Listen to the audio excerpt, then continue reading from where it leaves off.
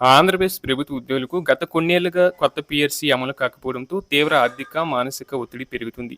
పెరిగిన నిత్యావసర ధరలు, పిల్లల విద్యా ఖర్చులు, వైద్య వ్యయాలు ఉద్యోగ కుటుంబాలపై భారీ భారం మోపుతున్నాయి. నెల జీతంతో కుటుంబాన్ని నెట్టుకొచ్చే పరిస్థితి క్రమంగా కష్టతరంగా మారుతుందని ఉద్యోగులు ఆవేదన వ్యక్తం చేస్తున్నారు.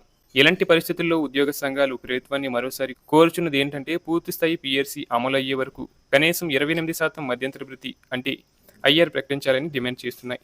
ఈ ఈ 28% ఐఆర్ అమలు చేస్తే ఉద్యోగులకు తక్షణ ఉపశమనం లభిస్తుందని, పెరిగిన ఖర్చులను కొంతవరకు ఎదుర్కొనే అవకాశం ఉంటుందని ఉద్యోగ సంఘాల నాయకులు చెబుతున్నారు. ప్రస్తుతం ప్రభుత్వ ఉద్యోగుల ప్రధాన ఆశలన్నీ ఈ మధ్యంతర భృతిపైనే ఉన్నాయి. ఎందుకంటే ఐఆర్ అమలు చేస్తే వెంటనే జీతాల్లో పెరుగుదల కనిపిస్తుంది.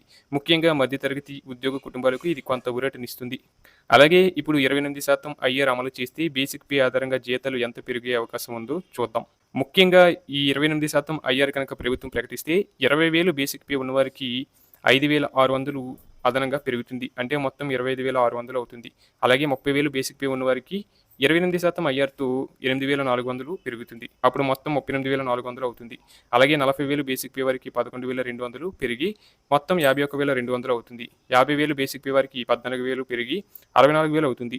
60,000 బేసిక్ పే ఉన్నవారికి 28% ఐఆర్‌తో 16,800 పెరుగుతుంది. అప్పుడు మొత్తం 76,800 అవుతుంది.